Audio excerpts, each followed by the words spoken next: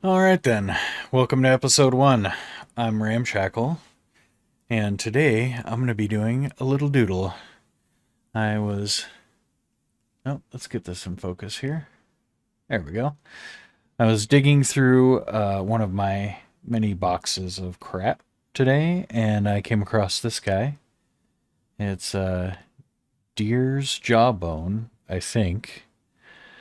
But yeah, I thought it would make an interesting jumping off point for a doodle. Maybe we can come up with something cool. So, yeah, anyways, let's get to it.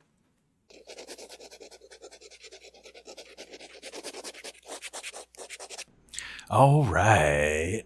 Welcome to the drawing portion of the video. Just starting off with the teeth here. And that's about all I'm going to use to of the deer jawbone there to as a reference to draw from. And I'm just gonna, yeah, you can see right there. I'm just gonna start doing whatever. You just kind of how I do it. It's called.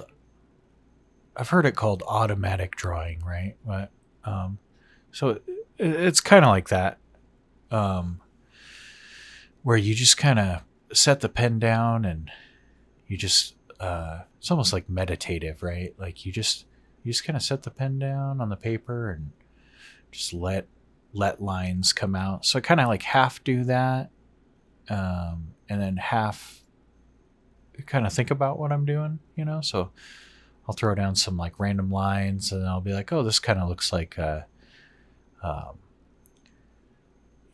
some sort of mechanical part or something. So I'll start kind of making it look like that, and then I'll be like, okay, now it's time to throw down some more random lines and kind of just see what those look like, and then I throw down the automatic drawing part of it. I throw that down first, and then I kind of consciously build off of that. I've seen some people who do automatic drawing where they just kind of it's just very abstract shapes and lines, and it's like really abstract. So I think that's what real full-fledged automatic draw. I think what I'm doing is more of a semi-automatic drawing, maybe. Um, but yeah, so that's kind of how I do that. And you can see I'm using these fountain pens now. This one's a Twisby Eco. It's like a piston fill on it. It's actually really cool. You kind of twist the knob on the back of it, and it sucks the ink up through the nib. So you just kind of dip it in there, and it holds a lot of ink. I usually get through, I don't know, 5 or so drawings, maybe 4 drawings before I have to refill it. Just because it holds so much ink.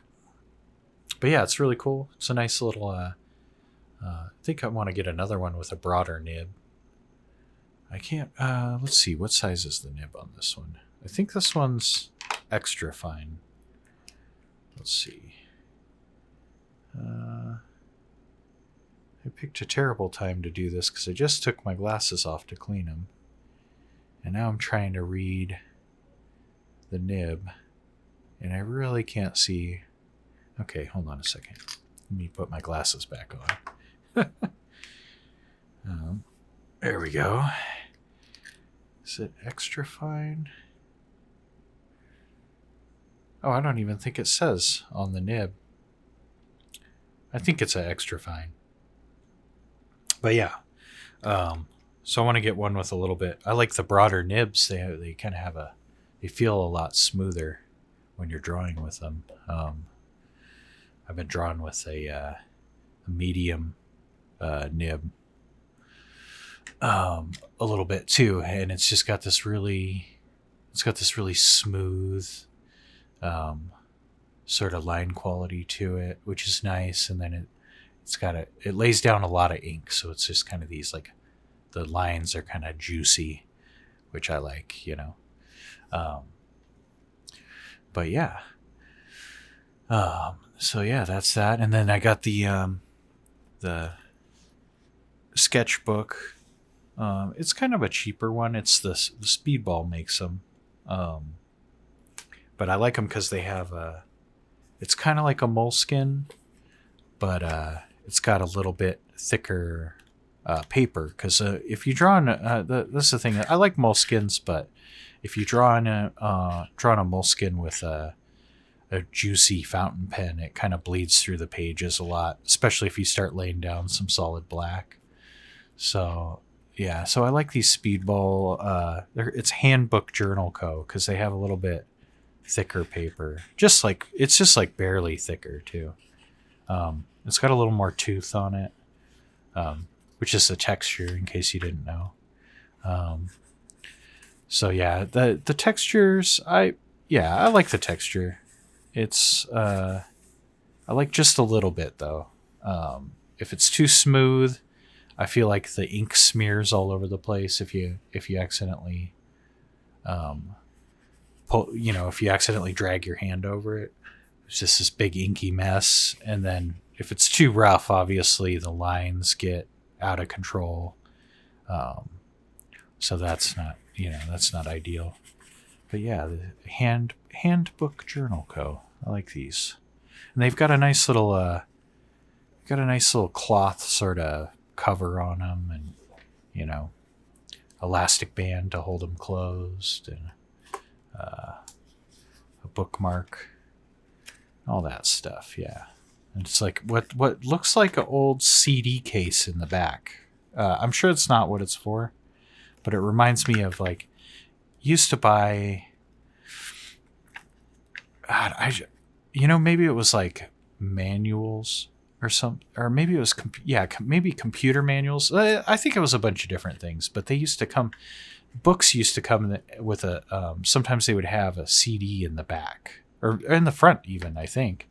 But it was like a clear plastic CD holder that they would kind of glue inside one of the covers, and it was for like, if you had a program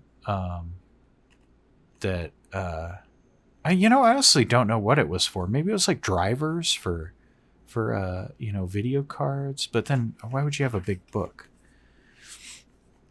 Maybe it was for like supplementary. That it's like, oh, get this free DVD. With whatever. Anyways, it looks like I ran out of time here. So yeah, thanks for watching my video, and let me know if you know if you've ever seen a book with a CD in the back of it. And all right, okay, thanks. I'll talk to you soon. Okay, bye.